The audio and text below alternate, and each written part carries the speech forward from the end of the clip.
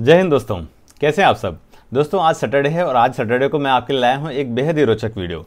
दोस्तों अक्सर मेरे पास ओपीडी में जो पेशेंट आते हैं वो मुझसे कहते हैं कि सर ये बच्चा ना अपनी उम्र के अन्य बच्चों की तुलना में थोड़ा पीछे है, ये ठीक से खाता नहीं है, ये बात नहीं मानता, चिड़चिड़ा सा है, एकांत प्रिय हो गया है, इधर उधर भागता रहता है, कभी कभी बहुत उजड़ सा हो जाता है, खाने पर ध्यान नहीं देता, दिन भर खिलौना लेके घूमता रहेगा, करता रहेगा और खाने को बोलते तो मुझे चुराएगा, भागेगा, बस चटनी वाली चीज़ों में जैसे चिप्स, कुरकुरे, नमकीन, बिस्कुट ये सब दे दो वो सब खा लेगा, खाना नहीं खाएगा। तो क्या करें सर, मैं बहुत परेशान हो गई, मैं बहुत परेशान हो गया हूँ, क्या करें, इसका कैसे करूँ, कुछ भी नहीं ले रहा है मुंह में, ऐसा हो गया है और ऐसे रहेगा तो कैसे चलेगा सर। तो मैं आपकी सारी शंकाओं का समाधान करूंगा दोस्तों। इसको बोलते हैं फेलियर टू थ्राइव, मतलब बच्चा अपनी उम्र के अपने वजन के हिसाब से नहीं बढ़ पा रहा है, अपनी उम्र के अन्य बच्चों की तुलना में थोड़ा पीछे हो गया है, वेट फॉर हाइट में या फिर हाइट फॉर एज में थोड़ा पीछे चल रहा है। तो दोस्तों पहले तो मैं बताऊंगा कि पहले 5 साल तक के बच्चों का कैसे आपको मॉनिटर करना है कि बच्चा एक्चुअल में पीछे है कि नहीं। तो वजन के लिए दोस्तों ये फॉर्मूला है कि एज प्लस 4 इंटू 2। अब जैसे मान लीजिए 3 साल का बच्चा है तो 3 साल के बच्चे की एज कितनी, 3 ईयर्स, ठीक है। तो एज प्लस 4, 3 प्लस 4 कितना हो गया, 7 इंटू 2 कर दीजिए, 7 दूनी 14, मतलब उसका 14 kg के लगभग वजन होना चाहिए दोस्तों। और हाइट का फंडा दोस्तों एज इंटू 6 प्लस 77। जैसे मान लीजिए एज किसी बच्चे की है, मान लो ये 5 साल का बच्चा है, ठीक है।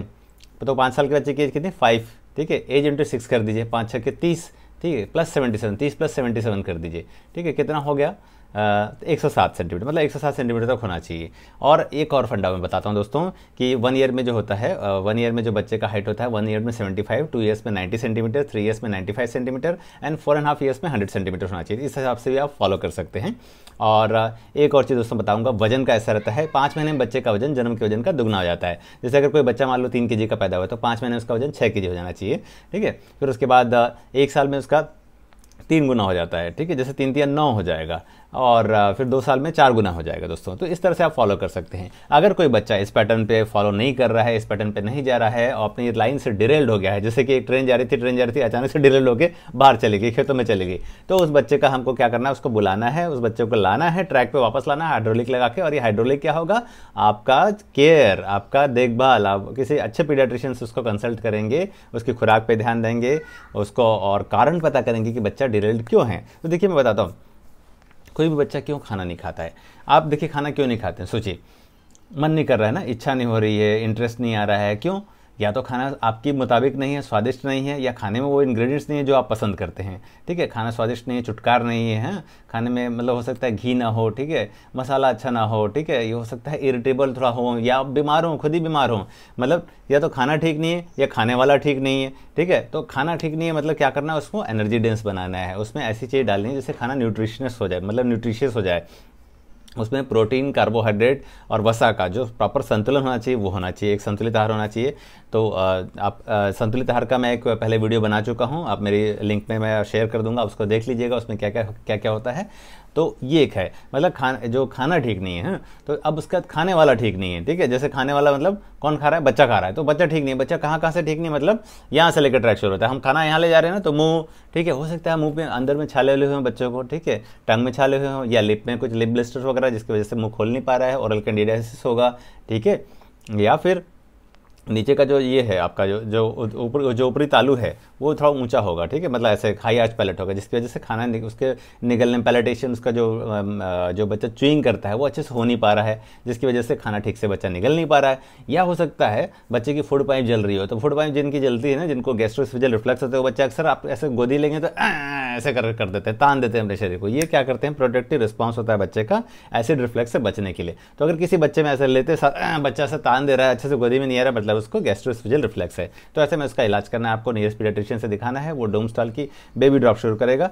और इसका फंडा ऐसा रहता है 0.3 इंटू बॉडी वेट। जैसे मान लीजिए 10 kg का कोई बच्चा है तो 0.3 इंटू 10 कर दीजिए, कितना हो जाएगा, 3। और इसमें क्या होता है, जो एक ड्रॉप रहती है 1 मिलीग्राम की रहती है, ठीक है। तो 3 के लिए क्या कहते हैं, 3 मिलीग्राम के लिए 3 ड्रॉप आप लेंगे, 3 ड्रॉप दिन में 3 बार दे दीजिए, ऐसा करके 15 दिन तक बच्चे को चला दीजिए। डोमस्टॉल बेबी ड्रॉप, जैसे 1 ml में 10 मिलीग्राम डोमपेराडोन होता है। तो इससे क्या होगा, बच्चे की फूड पाइप की जो जलन है वो ठीक हो जाएगी। अब दोस्तों आते हैं हम पेट में। पेट में हो सकता है उसको या तो अल्सर होगा, या तो गैस्ट्रिक अल्सर हो सकता है, डूडेनल अल्सर हो सकता है, मतलब डूडेनल अल्सर या गैस्ट्रिक अल्सर कोई सा भी हो सकता है। अब कैसे पता करें कि डूडेनल अल्सर है या गैस्ट्रिक अल्सर है, तो देखिए डूडेनल अल्सर में ऐसा रहता है फूड रिलीफ पैटर्न होता है, मतलब खाना खाने से बच्चों को आराम मिलेगा। और गैस्ट्रिक अल्सर में क्या रहता है, फूड पेन पैटर्न होता है, ठीक है। और फूड रिलीफ, खाना खाने से अगर बच्चों को आराम मिल रहा है मतलब डूडेनल अल्सर है, ठीक है। और फूड पेन हो रहा है मतलब गैस्ट्रिक अल्सर दोस्तों।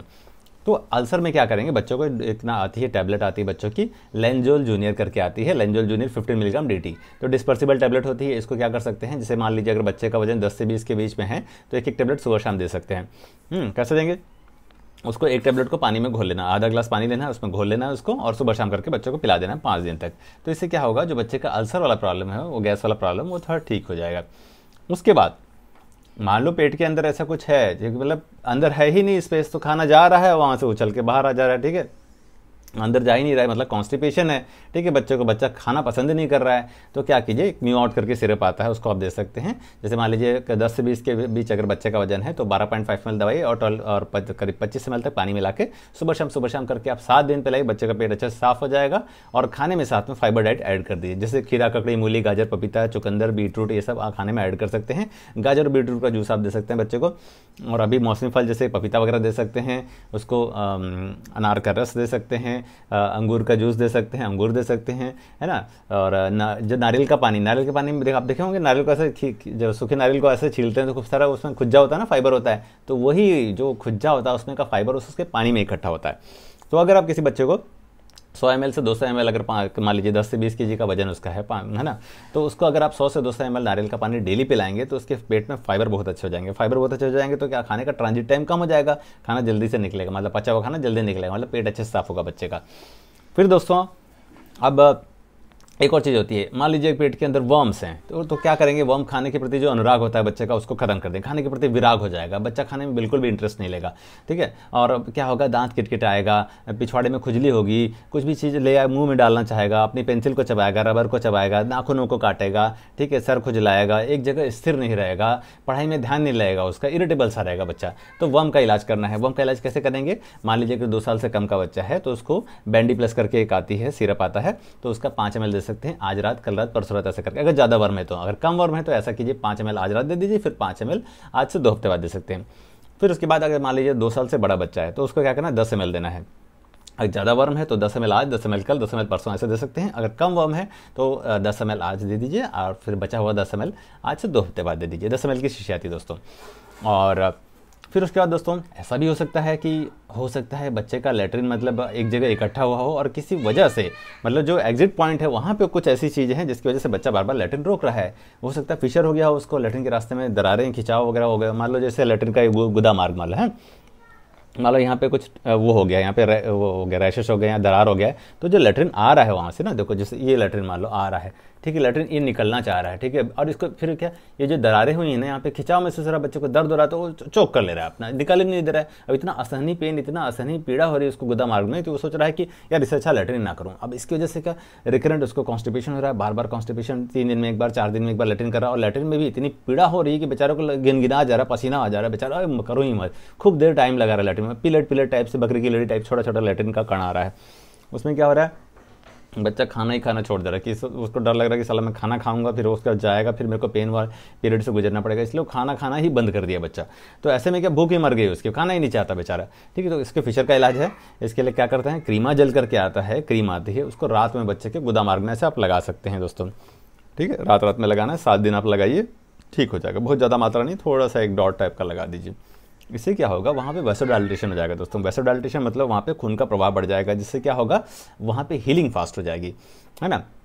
ये गुदा मार्ग ऐसा होता है ना दोस्तों, जैसे बैठते हैं ना तो अक्सर वहाँ की जो वेसल्स होती हैं इधर उधर डिस्पर्स हो जाती हैं, तो उससे क्या होता है, खून का प्रवाह कम हो जाता है, तो वहाँ पे जो फिशर है उसको हील होने का समय नहीं मिलता है, और जो लेटरिन निकलता है वो उसको बार बार, जो हार्ड लेटरिन होता है बार बार उसको छेड़ता रहता है, तो किसी चीज़ को बार बार छेड़ेंगे तो उसको हील होने का समय ही नहीं मिलेगा ना दोस्तों।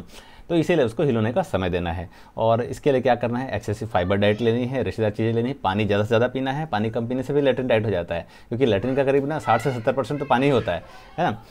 तो ये है दोस्तों, ये कुछ ऐसे कारण हैं जो कि रोज़मर्रा की चीज़ों में, रोज़मर्रा की ज़िंदगी में आप देख सकते हैं बच्चों में कम खाने की या कम ग्रोथ होने की, फेलियर टू थ्राइव के। फिर उसके बाद होता है दोस्तों माल एब्जॉर्प्शन। मान लीजिए कुछ ऐसे विटामिन है जिनका अवशोषण हो ही नहीं रहा है बच्चों के अंदर, जैसे ADE इनका अवशोषण नहीं हो पा रहा है बच्चे को, माल एब्जॉर्प्शन है बच्चे को, तो क्या करना है, अपने को कुछ ब्लड टेस्ट वगैरह करा लेना, जैसे विटामिन D का लेवल, विटामिन B12 का लेवल करा लेना है। विटामिन D का लेवल 30 से 100 के बीच नॉर्मल कहलाता है बच्चों में और एडल्ट में भी, और विटामिन B12 का जो लेवल होता है वो करीब होता है 170 से 760 के बीच में।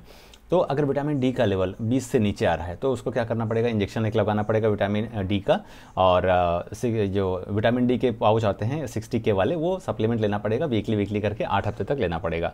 और विटामिन डी की कमी से जो होने वाली बीमारी होती है दोस्तों, उसको बच्चों में रिकेट्स कहा जाता है और बड़ों में ऑस्टियोमेलेशिया कहा जाता है। तो इसका किसी अनुभवी पीडियाट्रिशियन से इलाज कराएं, है ना, इसे छोड़े ना, क्योंकि क्या होगा, विटामिन डी हमारा एक ना वो होता है बोन की स्ट्रेंथ को बनाता है। तो बोन की स्ट्रेंथ अगर वीक रहेगी तो बच्चों के पैर ऐसे टेढ़े होने लगते हैं, ठीक है। जैसे ये है ना 2 डंडे, तो ये 2 डंडे ऐसे होने लगते हैं, ठीक है। तो टेढ़े हो जाते हैं तो क्या होता है, इमारत जो होती है ढह जाती है, गिर जाती है, बच्चे का विकास रुक जाता है दोस्तों।